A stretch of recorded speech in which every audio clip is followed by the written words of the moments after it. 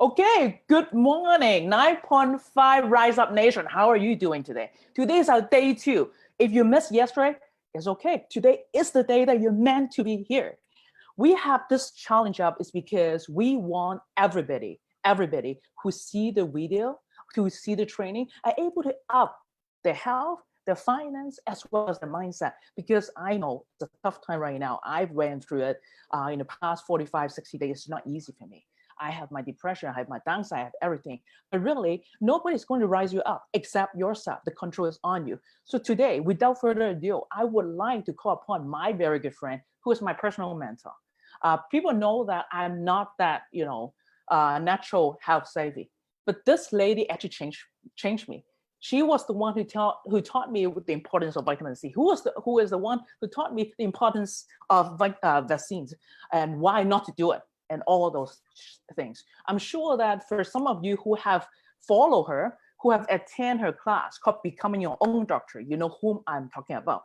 So let me pass the stage on to our beloved, one of my favorite speaker, Antonina Bureacenco. So it's all you, Antonina.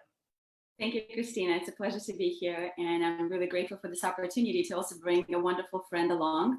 Dr. Taylor, or I call her Taylor, is someone I know for many years. I guess I've watched for many years. She does an incredible job.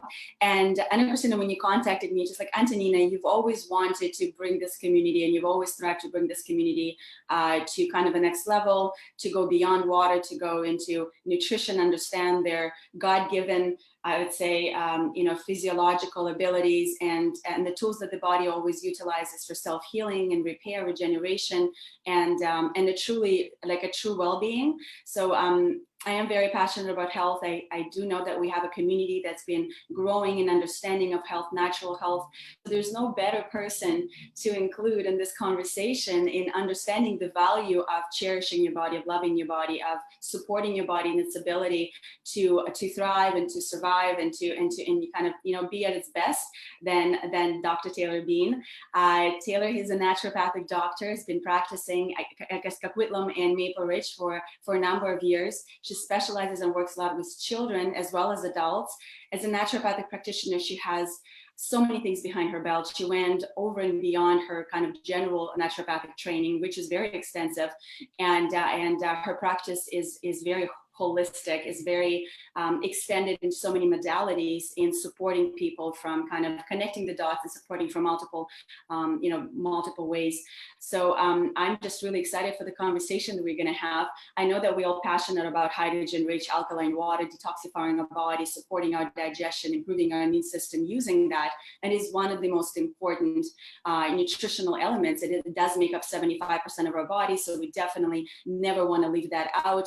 But then we go to food, then we go to herbs, then we go to all these other things. So let's go a little bit deeper. Let's talk about immunity. That is a gift of nature that's been instilled to us from the very, even in utero of the mother. So not even the first day of birth, but way beyond that. And it's multi-generationally acquired. So we need to really respect it, understand it, and do what's best for it, especially in the times. I know, Christina, we had a lot of conversations around, there's so much panic, there's so much fear, there's so much depression and anxiety, in where people don't know what to do. They hear a lot of mixed messages about what's good for them and what's bad for them. And when you turn on the mainstream media, they seem to change their mind every day.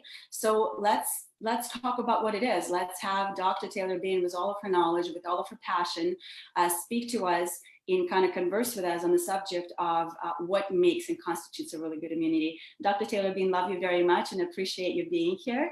Thank you for having me on. This is great. New audience, talking with new people. And you said it all. I am very passionate about, and as my career unfolds and as I learn new things, the immune system has become a really important part of my practice, and even for me to learn in everything about it and what that means. And so I see a lot of people with chronic illness, chronic infections, things that are obviously an immune imbalance, from eczema, allergies, asthma. I mean, all of these things are an immune imbalance, and people don't perhaps realize that that's what it is. And so, we have to teach the people around us so that you can be empowered as to how perhaps you can prevent these things in your children. I see a lot of children, and my career started in Singapore. So I lived in Dubai and we moved to Singapore, and I saw a lot of eczema, and was almost sort of this like, how is it that so many people have so skin problems? And so that started my journey of understanding even how eczema potentially works.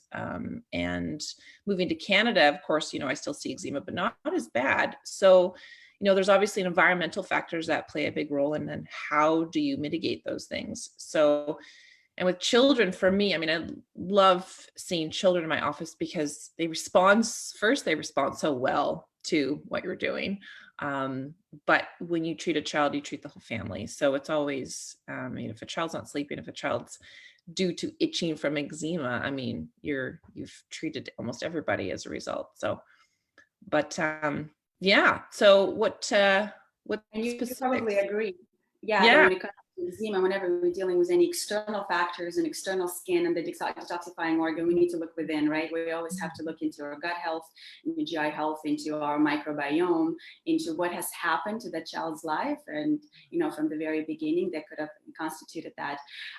So I think I just wanted to let's start with maybe give the one thing that I find fascinating about our education system is that it's missing almost, we spend so many years studying things we never use, and then we miss some of the most important, important conversations. We never educated about true health. Our education usually comes from, commercials on TVs that are sold to us by multinational corporations that only look for the bottom dollar, don't care about raw materials and quality or anything like that. So we have a very skewed perception of what immunity is, of what health is, of how to keep ourselves healthy. We're all thriving, we're all trying. If they're told to drink milk, people drink milk. If we're told to, we need calcium. If we're told to, to count calories, people start counting calories. But we know there's so much more to it. And a lot of the times what we hear is actually very often the opposite of what we should be doing. So could you define, I guess I'm very passionate about natural immunity. So we're told we are born insufficient in drugs and in many other medical treatments. We're not born deficient in those treatments. We are born deficient in love, in whole foods, and maybe mother's breast milk, and in touch and everything else, right? In a safe, clean environment and good quality substances. So let's explain to our audience what is healthy, what is immunity, and how complex or maybe beautiful it is. Right. So you start from the beginning. And, when I see families in my office, children, adults, I always start with pregnancy. What was the pregnancy for your mother, or what was your pregnancy for your child? And we move to, were there any complications, and what happened during that time? Were you on any medications? Did you take any vaccines? What was your diet like? Did you have intense nausea? Did you have preeclampsia? Was there anything that occurred during your pregnancy? And then labor, was it natural, meaning absolutely nothing, or did we have a C-section? And even if there was vacuum involved, forceps involved, other things involved, I want to know what those are, because they can play a potential role in terms of trauma within that. So with a C-section baby, of course, your child has missed out on that natural birthing aspect. And why is important to have a vaginal birth when you can? Because a lot of times, I, living in Dubai, would realize that there's a high percentage of elected C-sections based on having the child born earlier in the month, so that the child, then you've got first dibs at certain schools. So you can enter in and apply for schools for your child because you're at the beginning of the month. And you might miss it if your child's born near the end of the month. So there is elected C-sections. So there's a high percentage of that. And of course, for myself would be, what are the ramifications of that as a result? Sure, get in a school that you want, but what about the health of that child as a result? Because that is something that can be very expensive and very challenging if you've intervened in something that you shouldn't have intervened with. And I am let's be very clear, I am not against C-sections. C-sections are incredibly important, used when necessary. And that's the thing with medicine, is when you use things, interventions when necessary. So having that C-section aspect, you've missed being birthed through the vaginal canal. And what occurs through there is when the baby is born through the vaginal canal, is all those good microbes enter through the mouth and through the nose, and there's a wash that happens. So as you go through, and those bacteria, what's interesting is that they turn on the genes within the gut so that the baby's body knows that it'll be receiving food after that. So the baby is born, things are turned on, and then you're breastfed colostrum. So then that colostrum then coats the digestive tract as a result, and then the milk comes in.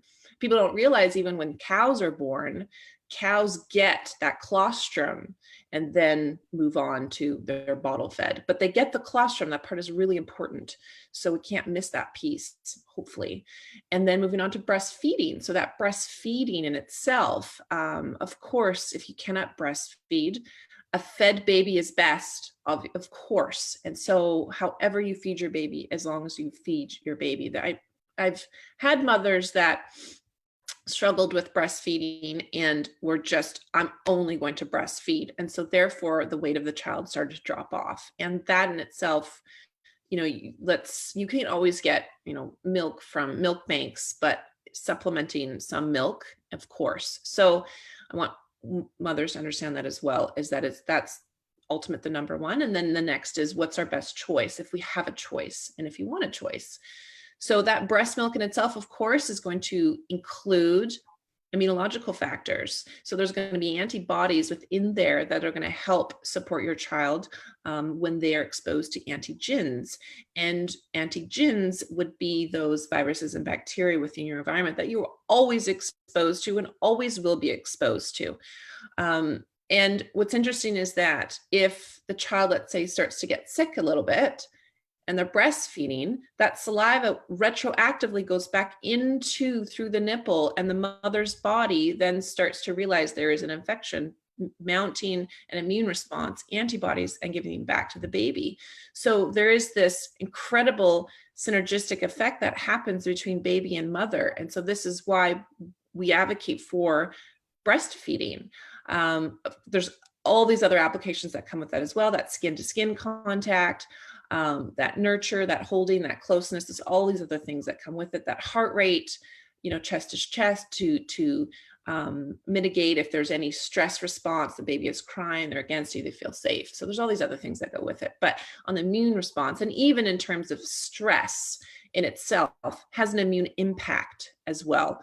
So when we're stressed, even right now, stress releases immune response, which is very pro-inflammatory, and that can impede recovery from an infection. So this is where we do want to do things that help relax us, either to not listen to certain things, meditation, and all these other things. So in terms of immune system for a child, it is best to try to, if you can, have, of course, vaginal birth, if you can. If not, C-section. Breastfed, if you can't, then supplement with something. And then moving forward for there would be gut health. And what's interesting is the first 2 years of life, the infant's GI tract is learning in terms of what bacteria should be recultured, regrown over and over again. And what is that? And so if you are a C-section baby, you have a high propensity of staph aureus that you're exposed to within your the hospital, whatever's in the air, and then you're skin to skin right away. So you haven't been birthed vaginally and haven't been breastfed, let's say, and so it's skin to skin, so that the skin microbes are going to be in more higher concentrations in the gut at that moment, and then what's in your environment. And if you don't introduce breast milk or probiotics, then that gut in itself is going to only be exposed to what it was, and then those bugs will continue to grow and replicate. What's interesting is that children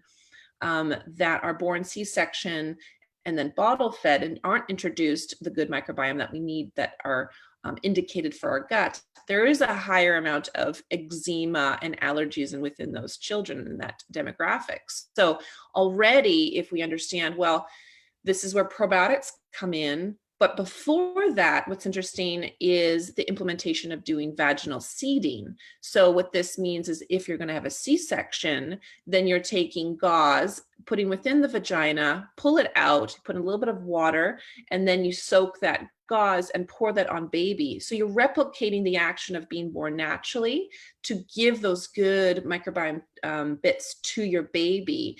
And the evidence has shown that even vaginal seeding babies have a more robust microbiome than even the vaginal birth babies, which is even really profound to me to think, well, even maybe if babies are born vaginally, we should even do vaginal seeding on top of that, because the gut microbiome is this epicenter that controls so many things. And if that is perfect, pristine, and goes with that child, we can prevent a lot of issues in that child. And as a mom of two, for me is, I want to prevent as many things as in my children as possible, because I don't want to deal with it. So if I can make sure that they're healthy, I don't have to deal with eczema, I don't have to deal with allergies if I can prevent it. So I'm doing all of the things to help do that. And they are thriving. There is no eczema or allergies. I mean, to deal with allergies is a big problem. I mean, you really, just even if it's seasonal food, I mean, that is something that I don't have time for it. If I can prevent it, great. So that's why I want to give that information to my patients, so they too cannot have to deal with that. If it was you were about to cause that, then I'm going to steer you away from not causing that. If it's within, is going to happen anyways, and it just couldn't, then perhaps it's even not as severe as it was supposed to be because we didn't do certain things. So all of that is impactful in terms of a robust immune system, because those allergies, eczema in children is what we call Th2 dominance. And when we understand how how the immune system works, there's certain cells, CD4 cells, which are naive cells that can turn into different Th helper cells, Th1 and Th2, Treg, Th17. And there's some other ones. There's a new one, Th21, I believe that's learning about. So Th1 and Th2 are important, that I like to talk about in terms of immune, around building antibodies to viruses and bacteria. And when your child is a Th2 dominant child, Th2 deals with making antibodies to allergies and parasites. If you're a dominant child, then I see eczema, allergies, asthma. So then the clinical thought would be, well, I need to help bring you back down to equality with your Th1, Th2, and not have a dominance, because Th1 is responsible for making antibodies to viruses and bacteria. So that is really important, that I want that working well. Now, infants are born with Th2. They are not born with a robust Th1. That starts to be developed and starts around 6 months. Certainly a little bit quite more robust around 9 to 12 months, as the literature talks about, in terms of infants seroconverting antigens to antibodies. So that's around 9 to 12 months, fully developed by 2. So because during that time, a big part of what's happening is the baby is receiving breast milk.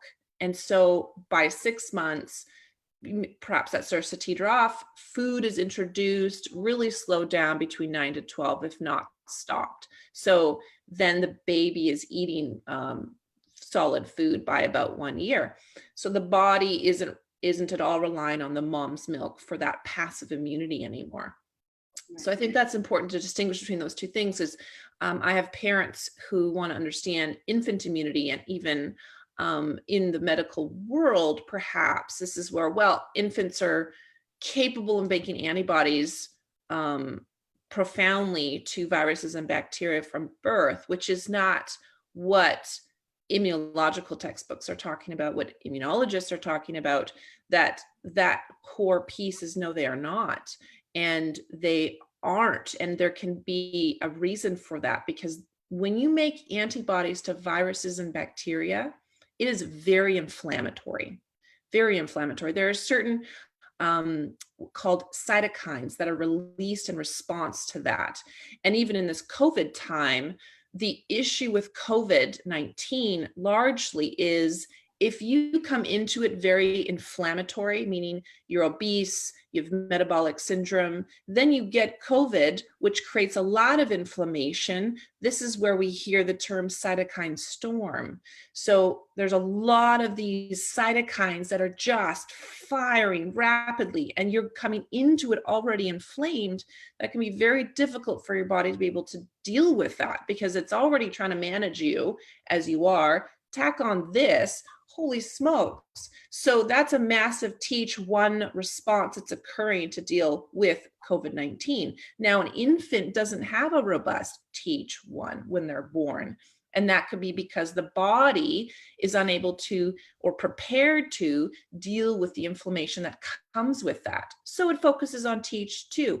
It's building a tolerance to the allergens that it's receiving. So the breast milk will contain those allergens or those food peptides that the body will build antibodies towards. Self from non-self. Well, my mother obviously ate an orange. That's not me. She ate a banana. That's not me. I'm going to build some antibodies to that. So I know I'm building a tolerance to those things. That's not me. I don't have to worry about that. So there's learning.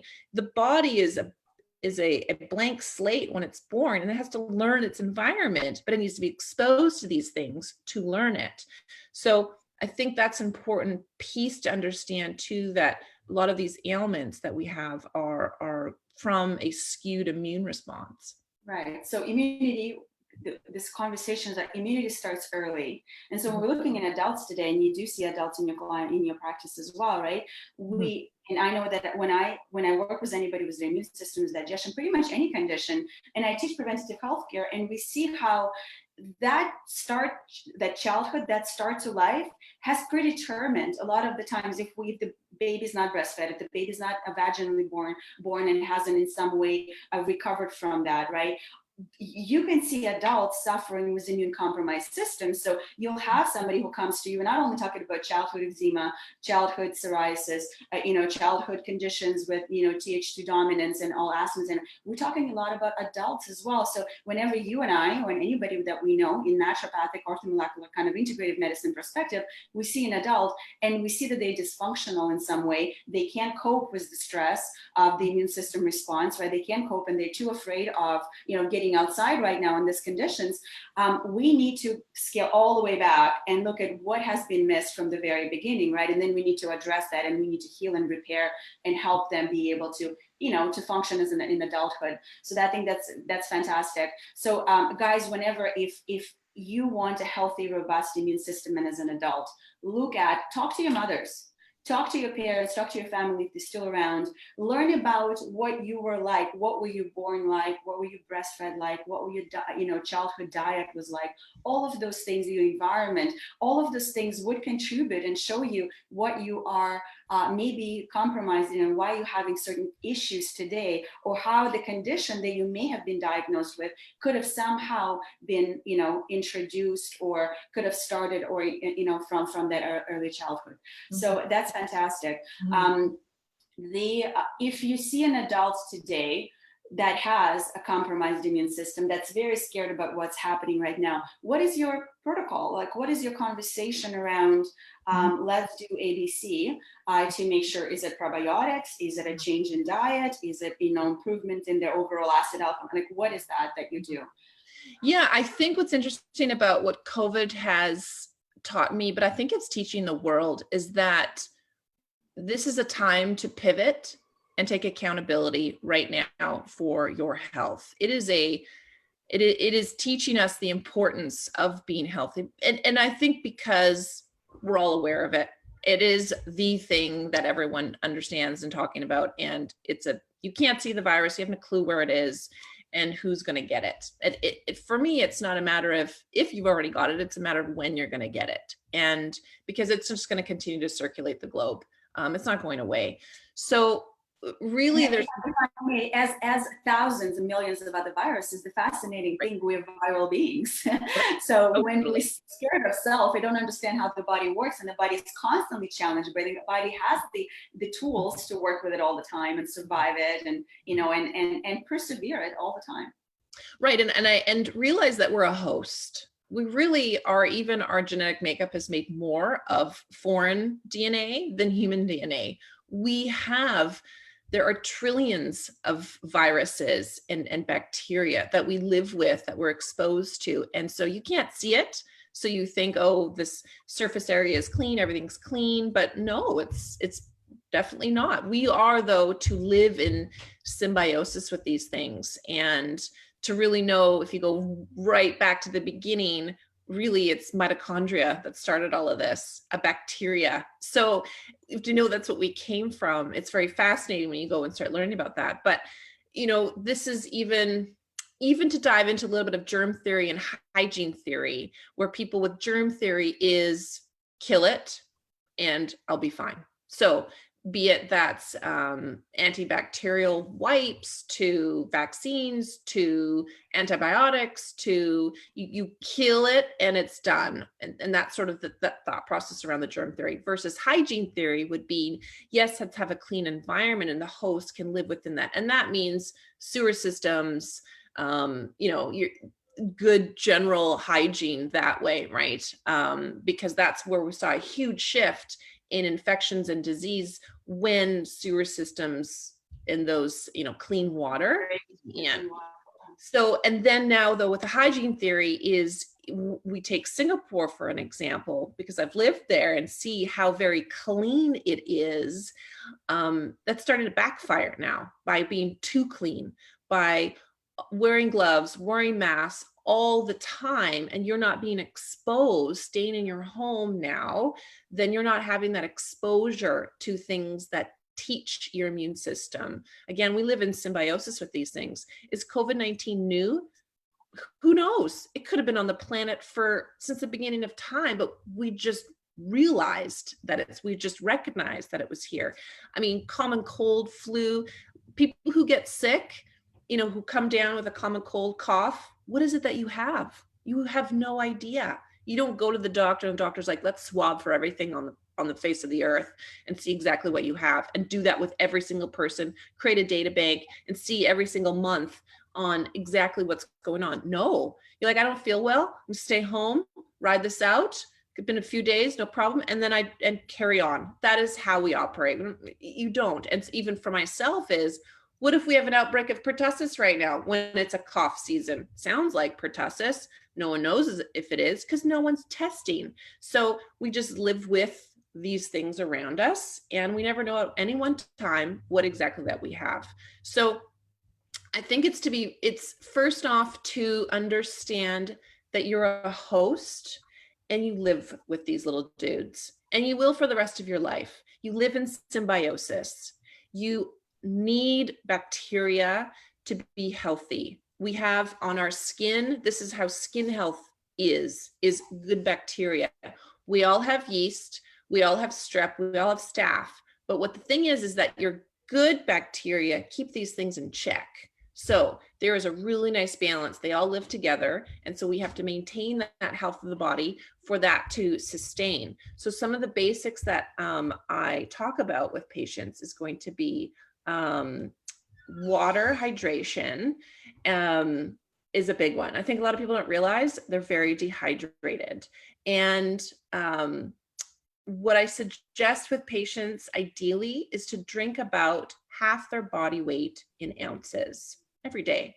If you're a person that's drinking maybe, a glass of water, don't jump to half your body weight in ounces. You build up to that, right? So because that's just too much for you all at once. So just slowly increase so you're and throughout the day, of course. So if you're drinking, 4 cups of coffee, and let's say you are exercising, and then you have alcohol at nighttime, very dehydrating. So that's just bare minimum is half your body weight in ounces without doing anything. So then you need to up that. So that hydration in itself, You think of our mucous membranes. Well, you're going to breathe things in. Guess what you have in your gut? You have an immune system of your gut. You have your Peyer's patches. You have aspects of your gut that are going to be dealing with infections. So this mucous membrane, nose, mouth, all the way down, needs to be healthy. And that means hydrated so that those can stick, can deal with those antigens that you breathe in. Number two, of course, would be sleep, big time. Right now might be difficult because, you know, you're thinking about the future, my business. There are a lot of things on your mind that is happening, and know that, yes, that you have no control of that. And different people deal with things differently. But sleep, of course, and finding a way to help manage that for you, because sleep is very important. There's a lot of immunological processes that occur when you're sleeping. You are repairing at nighttime. So it's really important that event occurs.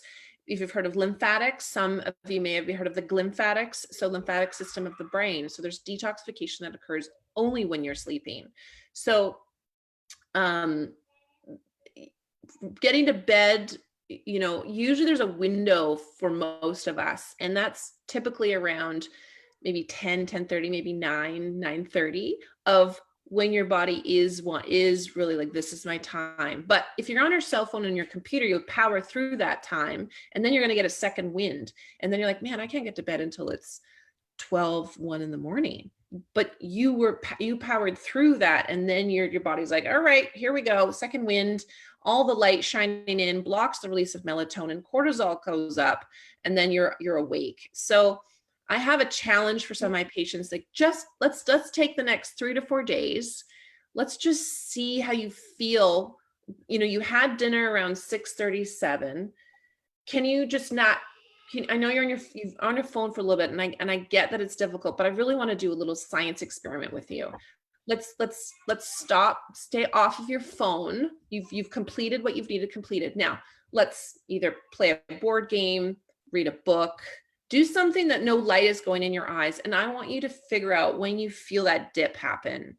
And so I have some patients like, I didn't realize that my dip was 8:30. That is my dip. I'm like, then go to bed. And like, so they've been doing that. And they're like, yeah, I'm waking up at 5 in the morning and I feel awesome. And I'm working out in the morning. I'm like, hey, this is a great new for you. I mean, who knew? Because you never allowed yourself to figure that out. You just powered through, and this is just the norm for you. But what's interesting is that you're going to have more brain function, cognitive function, more out of thinking when you are doing it in the morning versus at nighttime. So if you're like, oh, I have to do this and I have to write this article, or this has to get finished, you might actually get more out of yourself if you allow yourself to do that early in the morning. And so that switch, I think, has been really important for other things, but immune piece has been really important, because then you're going to bed when your body wants to go to bed. Those things are happening because they need to happen in terms of detox and healing and whatnot. And then you wake up and I feel good. So you're feeling good, which is a good thing as well. So those two things, of course, nutrition is an obvious, and there's so many aspects to nutrition in terms of specifically what you can eat, and even in terms of when not to eat. So intermittent fasting, not eating right before you go to bed. So those, because eating before you go to bed can compromise your sleep as well. So typically a 3 to 4 hour window to not eat before bed would be really good. And this would include alcohol as well. Nutrition on a just a basic, which I think a lot of people understand, is sugar intake. And refined sugar in itself can suppress the immune system. So you are suppressing your natural killer cells by even a teaspoon of refined sugar. So you have your coffee in the morning, sugar, and then maybe you had a donut, sugar, and then you had your lunch, maybe you then had a muffin or something after, sugar, and then you had your dinner with maybe a dessert, sugar, and then you had alcohol, sugar. So you are constantly being exposed to sugar, and you get to suppress your immune system the entire time. So don't expect to have a robust immune system to fight something if you're constantly doing this. And, you know, and you have to look at the label. There's different names for sugar, of course. So if you're drinking instant coffee, I mean, you have to look at what the label says. So that in itself, now being wherever you live in the world, getting outside, the sun, vitamin D exposure, skin exposed. Having living in Singapore, I mean, within Southeast Asia, Asia, of course, a lot of people use umbrellas to protect themselves from the sun and even their children. So I want skin exposed sun for the vitamin D, even 15 minutes a day, because vitamin D in itself has some pretty important immunological roles as well. Beyond that would be exercise, movement, lymphatic flow, having more muscle tone as well, because more muscle will trump over fat tissue, adipose tissue. And if we were to talk about COVID specifically, you want to work on reducing adipose fat tissue. When it comes to what COVID likes and how it gets into your cell is an ACE2 receptor. And that ACE2 receptor is found in adipose tissue, of course, heart tissue, lung, liver, so gut, and even the CNS, the central nervous system. So it likes that receptor, it binds to it, and that's how it gets in. So that's why obesity is a big risk factor in terms of COVID-19 right now. So no, you're not going to lose fat right away. What it is you're going to start with nutrition, and that is what you're going to start with. And you're going to start with water, and you're going to start with sleep, and you're simply to start with moving. And that's what you're going to start doing. And you're going to slow and steady and be consistent. And so that in itself, even within 24 to 48 hours, you can really lower your inflammation load by simply having drank lots of water and the food you chose to eat that day, and you didn't have alcohol. All those things impact and increase the inflammatory load. So that inflammation we want to bring down. Those are some key baselines. And then we add in nutrients, of course, to levitate and support your body in terms of immune support. Yes, there are things that are part of helping with the immune response, either decreasing or increasing. So there's modulators out there that you can use that are modulating cytokines as a result. So then I'll add in certain things that way, but those are my basic. Where do we start? And even as an adult, where do we start? Because it's interesting that, well, and then add on gut health, obviously, too. I mean, when you talk about, I have constipation or diarrhea, bloating, reflux. Okay, so there's something going on with your gut. We need to fix that, because that is a huge epicenter, again, that's going to dealing with antigens. It needs to be ripe and ready for that. And then, I have headaches. I feel dry. I'm like, well, probably not enough water. I have major fatigue. Well, let's talk about sleep. So there's all of these symptoms that you can see as soon as you start fixing these basics, like, wow, my skin feels better because my skin looks better because I'm drinking more water. I've reduced the inflammatory foods, so I feel better. I'm not so lethargic. My brain feels like it just turned on. This fog just went away. So the basics are the cheapest and one of the most effective ways to get you to a place where you should be. Yeah. That's excellent. Thank you. That was very thorough.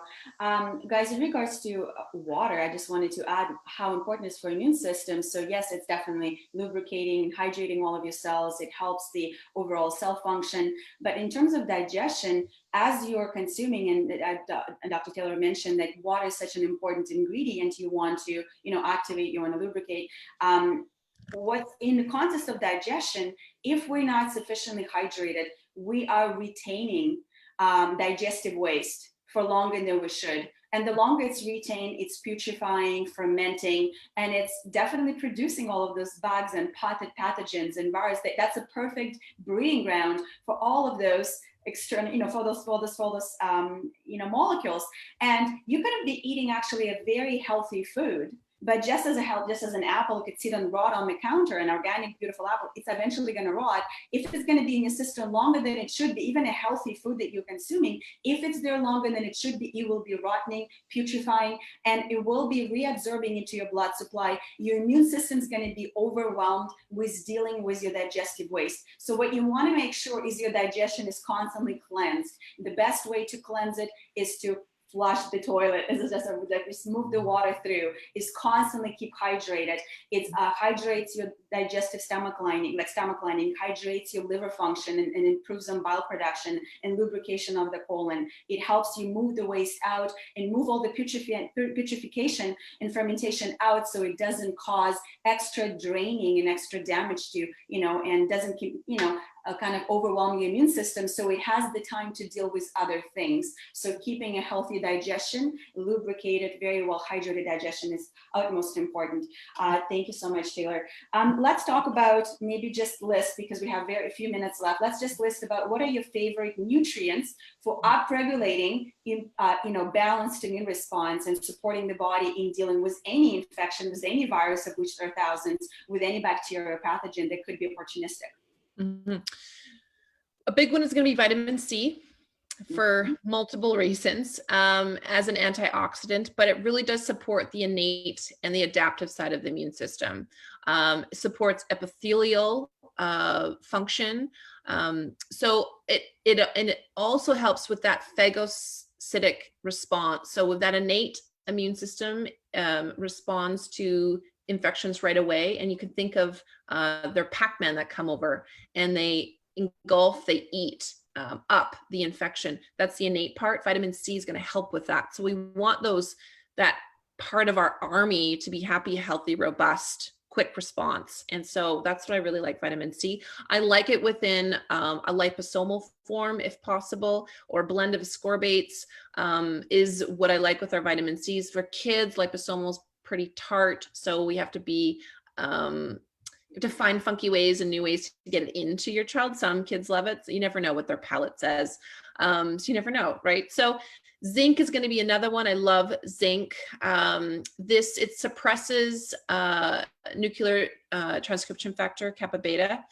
So this is going to reduce the replication of those viruses, is how it can help with that. So zinc has other things. Zinc is used in many different biological or biochemistry pathways. And so you have to be careful with zinc in terms of, you can feel very sick if you don't take it with food. So always take it with food.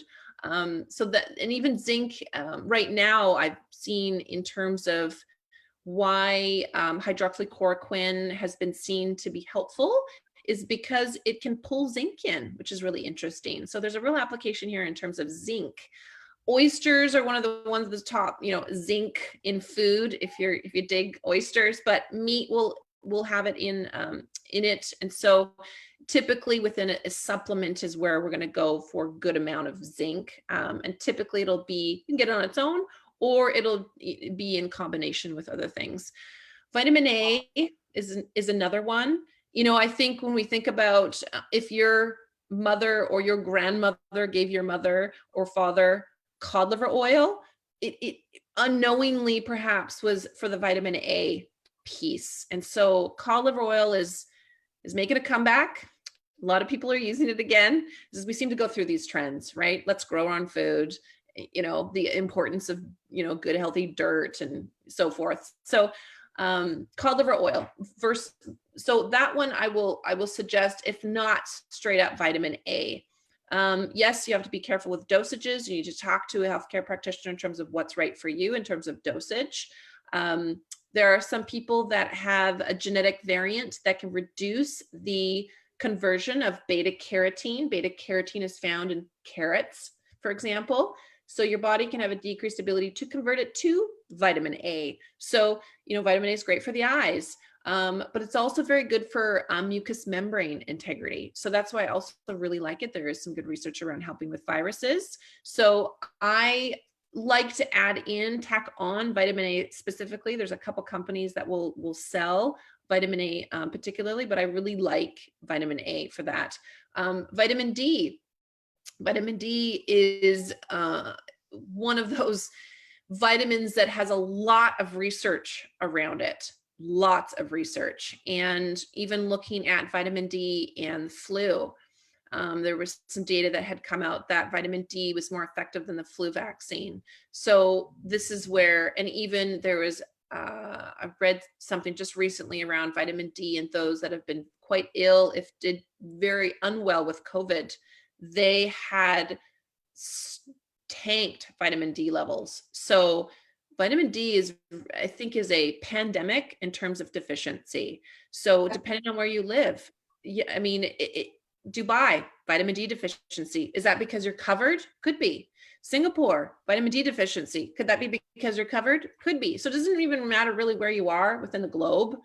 Be it, we have no sun here in Canada for most of the year versus you live in a place that has a lot of sun and you keep continuously cover yourself up. So it is, you know, when I'm testing for vitamin D, I always ask that we do 25 hydroxy and 125 hydroxy when we're testing for vitamin D, and then we'll do a ratio between the two. Vitamin D can be a potential indicator for inflammation, but you want to test both to really get a good understanding of your vitamin D levels for you. It may be expensive for you, may not be covered, but that is something you could do even once a year for yourself. In terms of go ahead. I think there is a reason why obesity is a big kind of a comorbid condition and is an issue with COVID, because in obesity, vitamin D gets sequestered by the fat cells, so it becomes unusable. So even if they get exposure, or even if they're taking it, it's actually locked up in the cells and it's not usable. It's actually a hormone that the body can't use for its anti-immune, immune support. I did not know that. Thank you. I always learn from you. So those nutrients themselves. Glutathione, I love glutathione. It's a sulfur component. It in a liposomal form, it's a bit stinky, but because it's a sulfur component. But it's really important for lung tissue and liver. So for detox. If you're in a country or a place where you can get IV, so I'll do IV with patients, and it can be helpful from concussions to a rapid amount of glutathione at that time. Because of course, when you take things orally, then is it going to be absorbed? The liver will deal with it if it's going to stay or go. Of course, when you do IV, you bypass all of that. So that's why I like to do IV vitamin C, and zinc will be in there, B vitamins, but also glutathione. You could do it that way as well. So someone who has diarrhea, who has profound IBS diarrhea, then you're losing. And even with constipation, are you digesting really well? So the fact with COVID, there was, don't use ibuprofen, use Tylenol when there's fever. And so a lot of people were running out and buying Tylenol off the shelf. And I do not allow Tylenol in my house. I do not have it here. Tylenol, we need to understand what Tylenol and what its ramifications on the body are. Tylenol can wipe glutathione. And there are a subset of people that have a decreased ability or a deficiency within that pathway which is glutathione dependent, to break that acetaminophen, Panadol, Tylenol, it's all the same thing, down. And then you've left with the metabolite that is incredibly toxic, and that gets to float around and do its thing. So I say no to Tylenol, no to Panadol if we can help it. And of course, now the conversation has flipped back that you can use, because there was thought that using ibuprofen would increase ACE2 receptors, but it's sort of theoretical. So everyone was buying Tylenol for the fever piece. So even fever in itself, which go on about fever and the importance of fever, I would use other things to support fever before ever going to Tylenol. And even when it comes to vaccines, and I'm sure the people that are listening, perhaps they're not, going out and getting vaccines and flu shots annually perhaps, but if you know someone and someone within your family that is using vaccines, with my patients we talk about Tylenol and in not using it before and not using it afterwards. Do not use Tylenol in conjunction with vaccines. The WHO is understanding, I think they came out with something around understanding that Tylenol reduces the immunogenicity of vaccines. So therefore the idea of not using Tylenol. However, that is one component. Tylenol also wipes that glutathione piece, that detox piece, and glutathione is important even for Th1.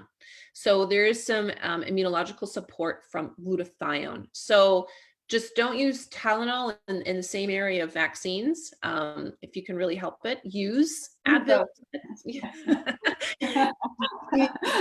Advil instead when if and when, or if you are, or, you know, I'm sure you have family members and friends. Yes, wherever you are in this world, people do vaccinate. People have to vaccinate. I lived in Singapore, so there's mandated vaccines, and I support patients all the time in Singapore. And I will actually be in Singapore in November talking about vaccines and vaccine optimization and infant immunity. So I'll be there in November to talk at their pediatric conference. So if you're there, it'd be great to come by. And hear that lecture that I'll be giving, because I think there's these, in terms of vaccine optimization, the Tylenol piece is something that really has got to stop. And I think it's doing some damage which a lot of people don't realize that it's doing. It has black box warning on it. It is something that we should use sparingly. There are countries like Cuba that you can't get Tylenol just freely off. It's an over-the-counter medication. Here, you have 7-Eleven and you can buy it and use it liberally and not realize there is a max dose per day of Tylenol, unless you read the label. But otherwise, oh, it tastes good, I'm just going to give a couple dosages to my child. That you could really lead to significant issues, and overdose of Tylenol. So we have to be very respectful of the use of Tylenol and use very sparingly, if ever. So that's another thing that I ask to patients, to the parents, how many doses, how much have you used Tylenol? And it's like, I don't know, every time they have a toothache, every time they have a bit of a fever, we just use Tylenol. Okay, well, let's get rid of it, and let's tack on, if you're going to use Tylenol, you better have glutathione in your home. It's like antibiotics and probiotics. They just go hand in hand. If you're going to use it, you better have that there on board. So, glutathione, lungs, immune, I really like that. Propolis in this time, I think propolis is something that I'm learning a little bit more about, but coming from bees, this one, part of it is made of surfactant, and surfactant is a nice coating that goes at the bottom of your lungs, your bronchi, your alveoli. Your alveoli are coated with surfactant, so it can help with surface area, because that's where gas exchange happens. So when you have pneumonia, you're not going to be able to get air in. And so there's an issue with surfactant at that time. So this is something that you can have within your cupboard to use. Quercetin is another one that I like, found in apples. It can also mobilize zinc into the cell as well. And it's a mast cell stabilizer. So as mast cells release histamine, itchiness, lots of inflammation. So we want to, allergy season, we want to mitigate that. The herbs that I really like are olive leaf. It also helps to boost glutathione, but it also can block the respiratory syncytial receptor. So in terms of where viruses like to bind to, it can block that. I'm learning more about even olive leaf and its applications and using in terms of right now too. So it's something that I've been recommending patients to have on board. Astragalus, which is a Chinese herb. Astragalus, I really do like as well. Typically, you don't do herbs on their own. They're usually in combination. Astragalus is usually going to come in what's called like a deep immune bottle with other herbs, but I really like astragalus. It can really also support that innate adaptive side of the immune system. And two, it can promote that phagocytosis and stimulate natural killer cells. So it has some really great applications. Elderberry is a great one. Kids are going to be compliant with elderberry. So that's a bonus because you can get it in a really yummy glycerate. Always get organic, please. So this can also be helpful against that viral penetration as well. So cold and flu season, have it in your fridge, have it something ready to go. When the onset of not feeling well, echinacea, elderberry, want to bring that on right away. So you need to have those things within your home so you can be on it now versus like, oh, it's been, we're not doing well. And it's 3 days in. So you just have your cupboard full of certain things that you can use. Licorice, I love licorice. Glycyrrhiza, not the candy, obviously, but the herb. And I really like that for even that dry, irritating cough. So I will put as a tincture form, put a little bit of warm water and I will drink that. And so that really helps with that. And so you're not just coughing because the irritation, it's antiviral as well. If you do have high blood pressure, hypothetically, something to be aware of because it keeps cortisol around longer within the bloodstream. So it's good as an adaptogen if you're tired. Licorice is very good. So when I look at an adaptogen bottle, sometimes I look for ones with specifically licorice. Sometimes I don't, but I like that. So the people who are really tired and we just support that cortisol. And lemon balm is another one. Lemon balm, great for the anxiety piece. Even just having some lemon balm tea right now would be good. It has antiviral aspect to it, but that anxiety piece. Be wary if you have hypothyroidism. This is why you speak to someone that knows how to use herbs and whatnot, because there are not everything is good for everybody all at one time. So hypothyroidism, if you have hypothyroidism, something to think about in terms of not using lemon balm. But you know, it can be really good. And even in the oil industry, you know, I had a patient who was like, it works, it helps. I've been using this oil, but my thyroid is getting worse and worse. I didn't understand until I send out email blasts to my immunity, thriving immunity community. And so she sent back and like, oh my goodness, I hadn't seen her for a year. Like, I didn't realize I shouldn't be using lemon balm. And so it helped with the anxiety, but it was making her thyroid worse anyways. And then the mushrooms, I think I'm diving more and more into mushrooms, but for reishi mushroom, shiitake mushroom, really helpful in the immune side. So there was a lot of things that I just said. The nutrient piece is more that supportive, preventative longevity, the nutrients. And then we tack on herbs next. If we see that there is an issue, then we choose a couple or a combination within a bottle or two, or as in a tincture form, alcohol extract of the herb, and then go from there. So that you want those building blocks, you want to be prepared. And so this is where number one, good nutrition comes in, but number two, perhaps depending on your lifestyle, the quality of your food, that you tack on a good multivitamin mineral for you. Yeah. Thank you. That was great. That was a great list. I guess curcumin and turmeric would be one that would be a really, really fantastic full spectrum antiviral, antifungal, antibacterial, immune supporting, detoxifying agent. So strongly recommend that as well. Wonderful list. So guys, with glutathione, there's so many ways in which you can upregulate glutathione. So if you don't, glutathione can be expensive, or could be difficult to take or hard to utilize from oral. You know, increase your selenium-rich food, increase your alpha lipoic acid, kind of all those things, vitamin C, N-acetylcysteine, all of those things are contributing and supporting glutathione. And one thing that I think is going to be really dear to this community, the one supporting thing is hydrogen. So you're drinking your glasses of water, they're full of hydrogen, high parts per billion count. Every time you consume a glass, that hydrogen upregulates your body's production of glutathione, because it is an important, a kind of H2 molecule that is involved in production of this and many other antioxidants. So it upregulates your body's ability to make more antioxidants, and it is one of the most important antioxidants in the body. So you want to cherish, take in, and produce as much glutathione as you possibly can for your immune system. I think that was fantastic. I think we're on the time there.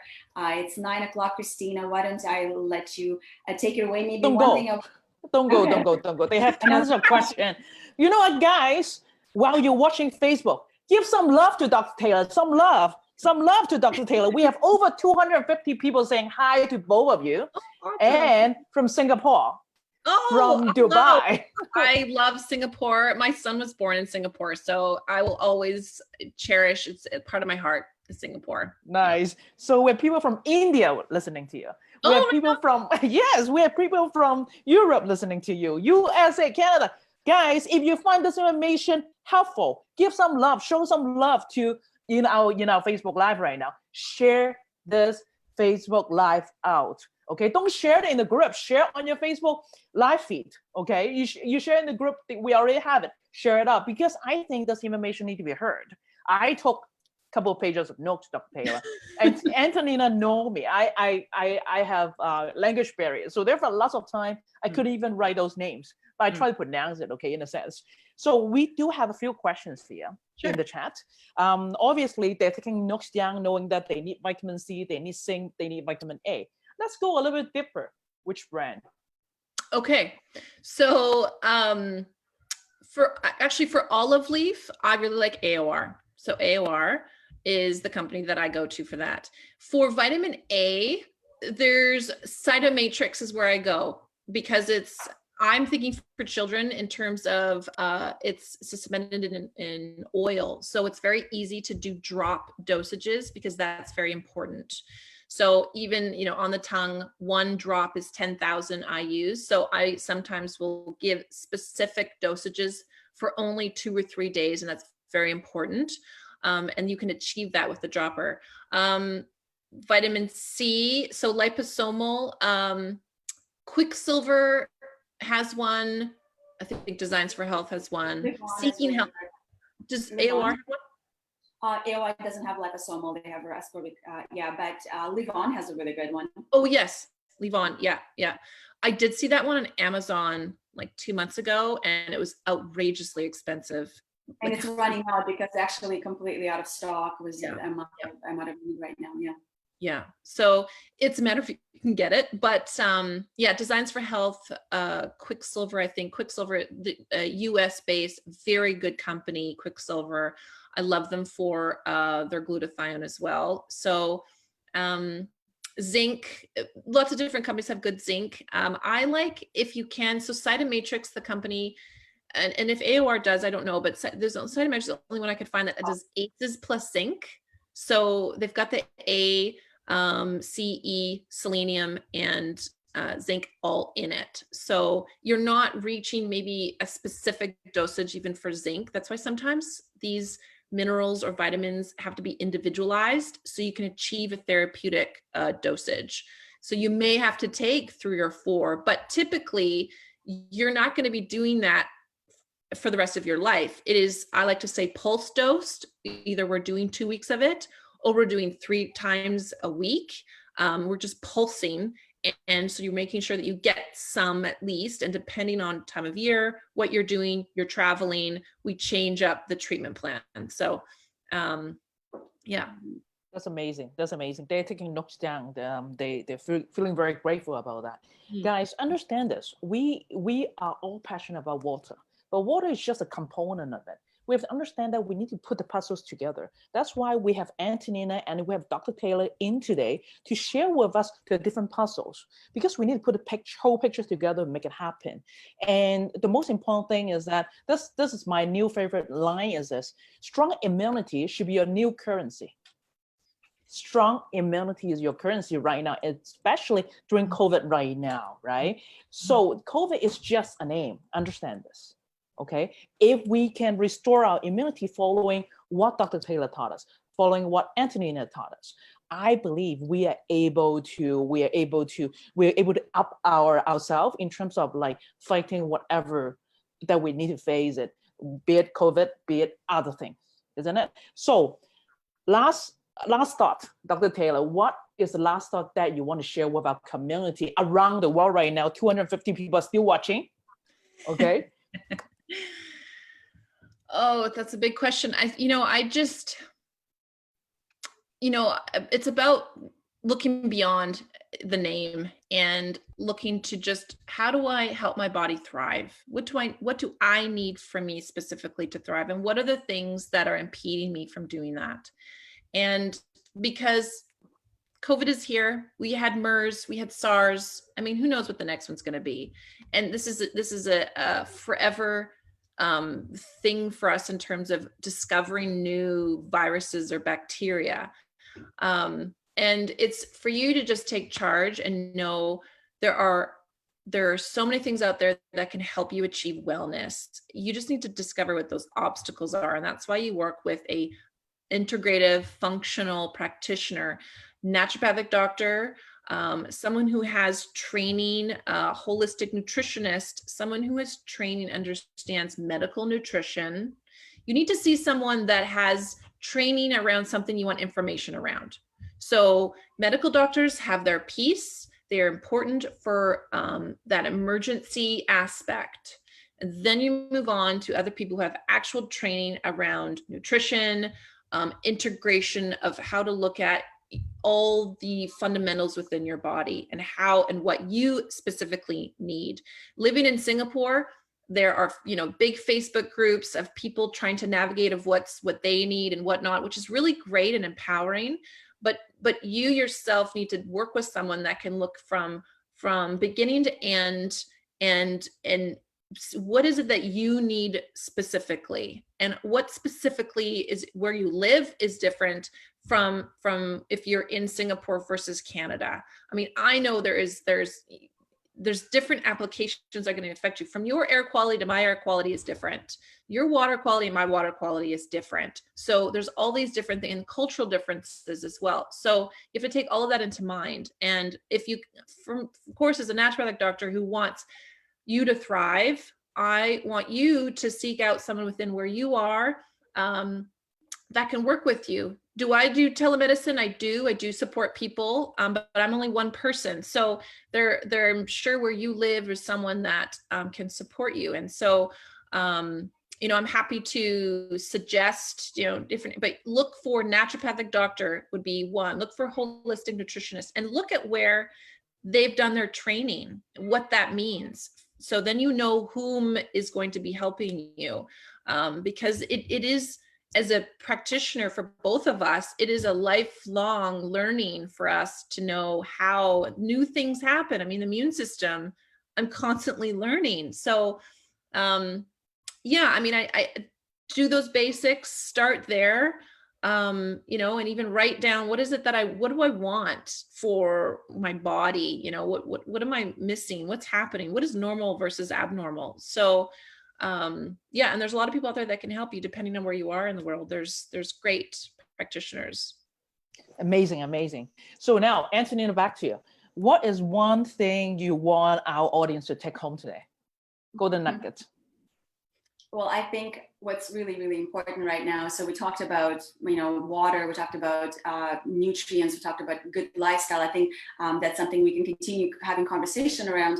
Most important, something that Dr. Taylor has touched on is cortisol and managing your stress levels. So not functioning out of fear, because when we in fear, our immune system is compromised, our immune system is suppressed.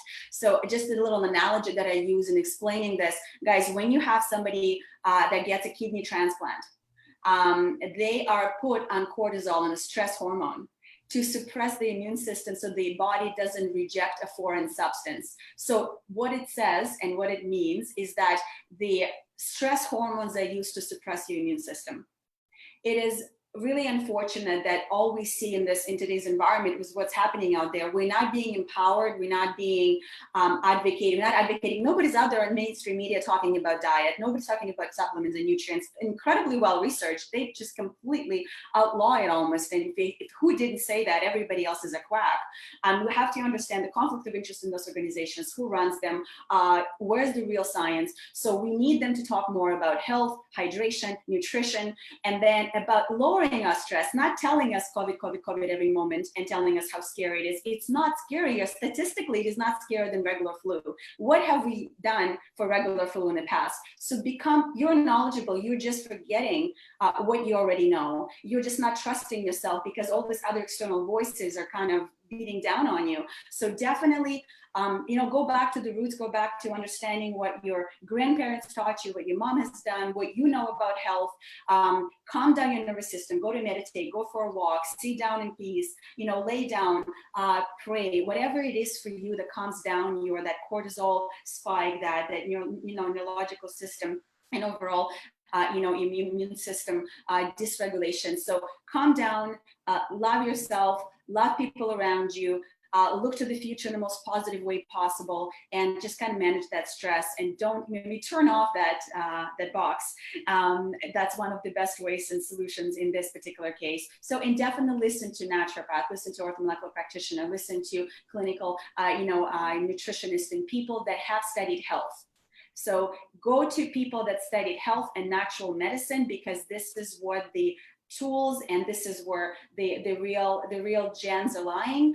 This is where they're hidden, because this is non-patented medicine. This is a medicine that is taught and studied and researched on and published on without being compromised in a sense. There's nobody stands to profit with the patent from that specific molecule. And we have thousands of, I know many of you have seen my, hydration talk, or seen my turmeric talks, in where, again, there are over 7,000 studies on that. And why are our medical doctors are not talking about this most incredible molecule that has more research than any medical drug, for example? So just be open-minded. I know you are. I congratulate you on all that you have achieved to date. I just want to empower you, and I guess we all are here to just give you another tools, another thing to think about, and just remember that the truth is within you, that you can discern truth if you listen to information and see who presents it to you, why it's presented, what's the real research, is there conflict of interest? You can find the truth. It always exists there. It's not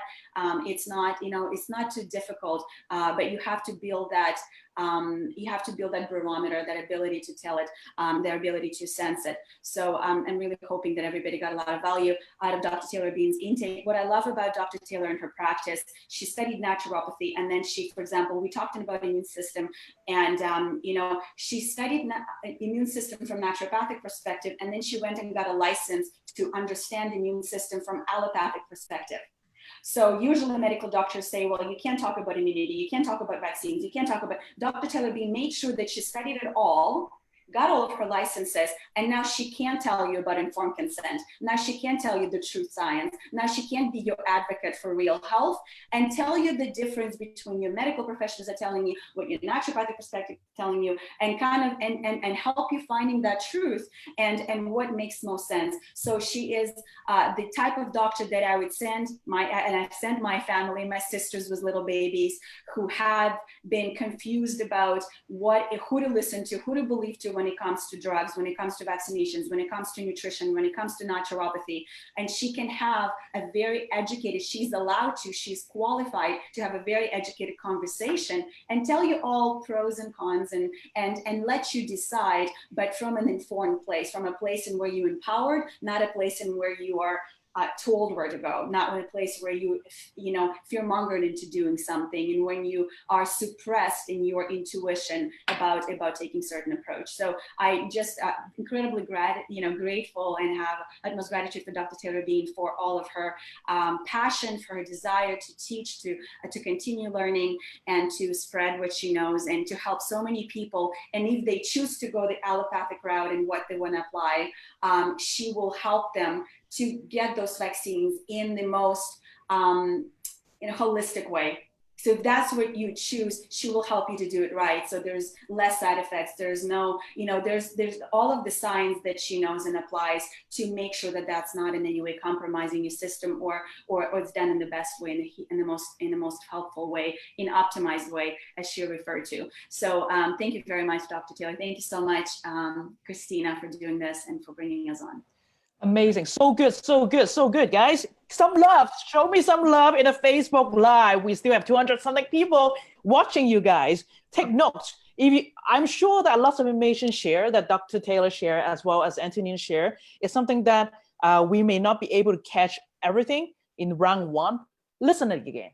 The replay is available in a Facebook group. Share that out. People need to hear this information. Now, Dr. Taylor, if someone wants to contact you, how? What? Yes. So my website is drtaylorbean.com. So that's drtaylorbean.com. And on the website, I have, if you scroll down, I have a new community that I've created called Thriving Immunity Community. And you can sign up. So it's an email list that I'm creating to send out little tidbit information on the aspects of the immune system, how we help it thrive. So I'm sending out very detailed information on vitamin A, vitamin C, vitamin D. I'm going through the list to send that out to you so that you understand why you want to take these things and how it can help you. For booking is on the website as well. So I am in Canada. I do telemedicine. I do that quite often. A lot of times my telemedicine consultation is actually around vaccines, and I do vaccine consultations because there are mandates around the world. So I support families in terms of, for them, what that looks like. They have many questions, multiple questions around vaccines. And because it's a place of a lot of emotion, and typically when you go somewhere to your public health office with questions, you feel as though you're being shamed for those questions. So I created a very safe place to talk about them. As a naturopathic doctor in BC, I am capable of administrating vaccines. So I have that knowledge base as a result around vaccines that way. So because Singapore does, Dubai does, and so forth. So and then Instagram. So I'm on Instagram, and I'm putting things on there. I've got drtaylorbean.nd, and I've started a Thriving Immunity Instagram one as well. So I'm really trying to, I'm all about education and having people understand why you need to do something and how it works. I think that's very empowering, so that you can make a very informed decision of what you're going to do for you and your family, what's best for you. Because we're in a different age now of, we can look things up and understand things better rather than just do this because I said so. No, I don't agree with that at all. I want to know why I should do it, and I think you should too, so that you can make that decision. Because if there is a reaction to that decision, then I and you should understand why that happened as well, because you might respond ill to glutathione or something else, and why. So, and there's a lot of answers for those. Some things we still don't understand, but those are two big things. So my website has a lot of everything there. And it was just rebuilt. So I'm very proud of it because it's brand new and it's there, it's shiny and new. So I like people to see it. And then I have tailormadewellness.com. So tailormadewellness.com is, the mission for me is, it's an informative website. I have lots of interviews of practitioners that when I go to different conferences, I'm interviewing them.